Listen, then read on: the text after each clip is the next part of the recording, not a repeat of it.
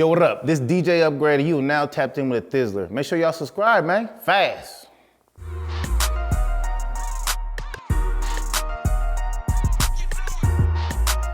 We linked up on some, he just brought me, I knew his partner. I was hella close with his partner, B Villain, you know, and he's in Mobb Squad too or whatever.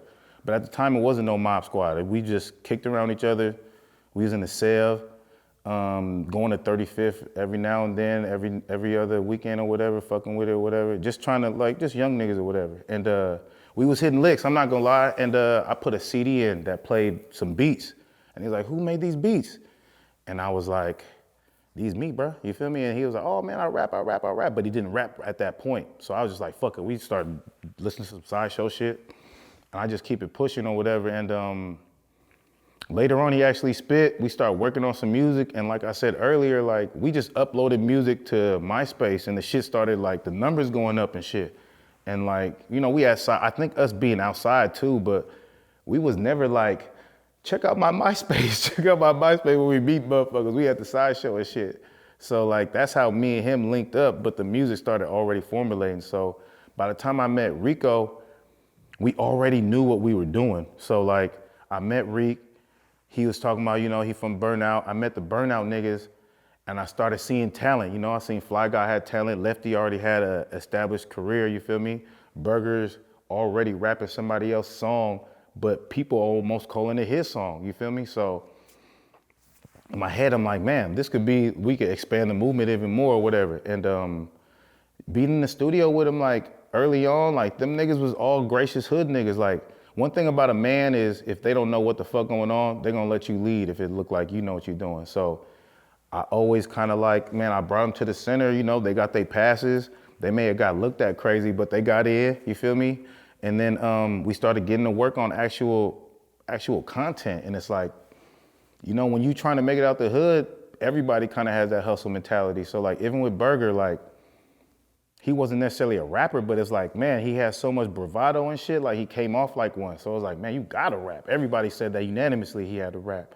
So like, the stuff that you hear that's on Get Active and Birch Street, that's not even him rapping. That's him talking at the end of a song. He talking shit at the end of a song that he recorded. And when he passed, I just basically took the outro and made Get Active out of that just because like, I felt like we was all working on something and like, you know, that L with Burger dying, it just threw off everybody kind of like, honestly, you feel me? Like shout out to Burger Mama, I just talked to her too. Like we are gonna allocate Burger's voice that you hear from Get Active to where she get her bread too or whatever. I talked to her about that recently. But that L was like, the whole East took that L, you know? And like his passing already would have been like that, but like the music that came out damn near like right afterwards is what made it hella bigger, you know? Like I've known so many people who they couldn't pick Burger out of lineup, but they hear about Burger. Tell me about Burger. So what's up with Burger? And it's like, it feels, that's something else. Again, like I didn't help make Burger, you feel me? But I helped, you know, brand that, you know? I didn't make the nigga, but I helped make him big, you know, musically or whatever. So like, I mean like I would say the energy with them, it was just like, it was competitive, man. Like we not from the same hood, you feel me? So like we not everybody, and within each other, like everybody is fighting for it. I would call it friendly competition, but like people know me in the studio, I'm not about to help you write nothing for sure.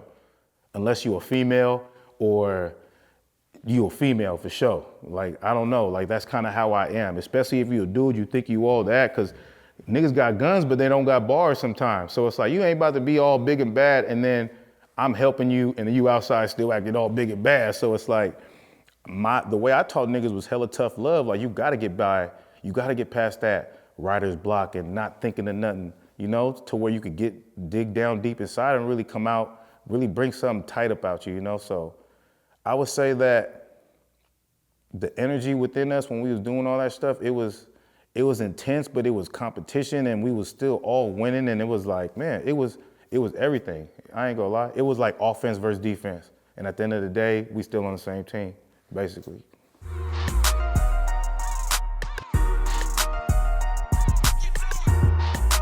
I don't look at it like a breakup because I was never in a group. You feel me? Like I was only in a group when we made 4 Factors.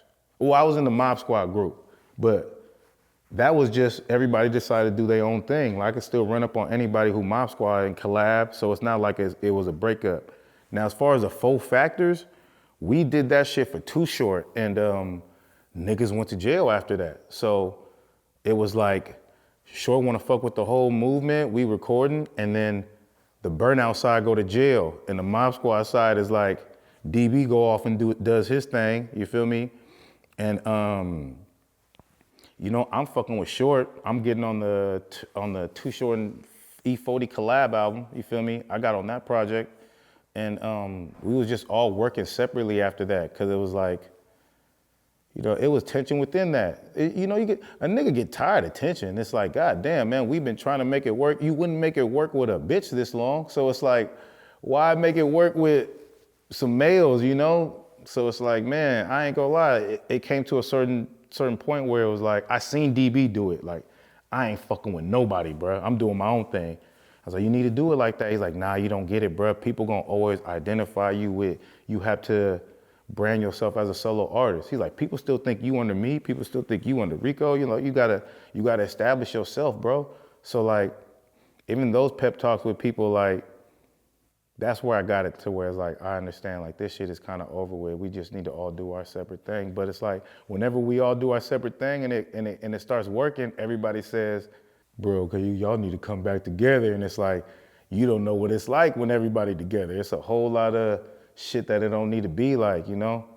I'm not gonna say it'll never be the same. I could say that it'll never be the same again, but I don't know if I could say niggas will never come together again. It might be like a poppin' ass Burger Day show or something like that. Niggas might, you know, put they shit aside and drop it to the clap, the full drop it to the clap or something like that. But other than that, I just feel like the respect level gone, so it's like niggas might as well work separate for surely. Like, once a movement loses its respect and all that, it's kind of like not gonna be the same. It's kind of like, no offense, but like, you know, the Dipset project, like, you know, they all came back together, it's all cool, but it don't feel like it's the same no more. And it's like, I look at that and I be like, I don't wanna be like that. I'd rather everybody kind of go from their memories 10 years ago than to see us kind of like fake high-fiving each other now for a check or whatever, you know.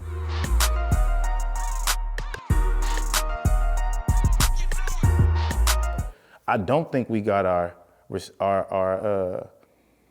credit, and I don't know if we ever really will. You know, that's some back-end shit that people is gonna have to recognize. But I do think that 10-year challenge really got people head fucked up right now. I was gonna say that's where it come back from too. I noticed that 10-year challenge.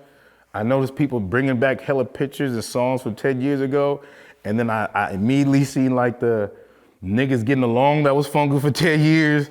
Then I see niggas going at niggas they've been funky with for 10 years. It's like, you know, like that's crazy, like on some real psychological shit though, cause I pay attention to that shit, cause like, it's a new day and age or whatever, but like, I don't think we gonna get our credit though, you know? But since we were one of the first people who, like, I like what niggas say, like, you one of the only niggas who got receipts, you know? Cause like, DB's first video, Knock You Down, that's on my YouTube. I was the first nigga in the group like, hey, let's shoot video, put on this YouTube shit, bro. Like, so, you know, we could get some more stamina going, get some shows going, like. But I don't think we'll ever get our true credit though, cause we did hella shit and niggas did it like so effortlessly, bro. I'm not gonna lie, like hella shit. I done gave beats, like there's hundreds, not hundreds, but there's like at least like 40 niggas I done gave free beats to. Niggas never bought an upgrade beat from me, you feel me? Good luck with that now, but like, I felt like, you know, for our time, we did what we did, and now if you didn't get it while the getting was good, that's on you, but like, the talent's still there, you know? DB still doing his thing right now, so that should let you know, like, niggas did a lot and niggas continue to create. So like I said, creators gonna keep on creating.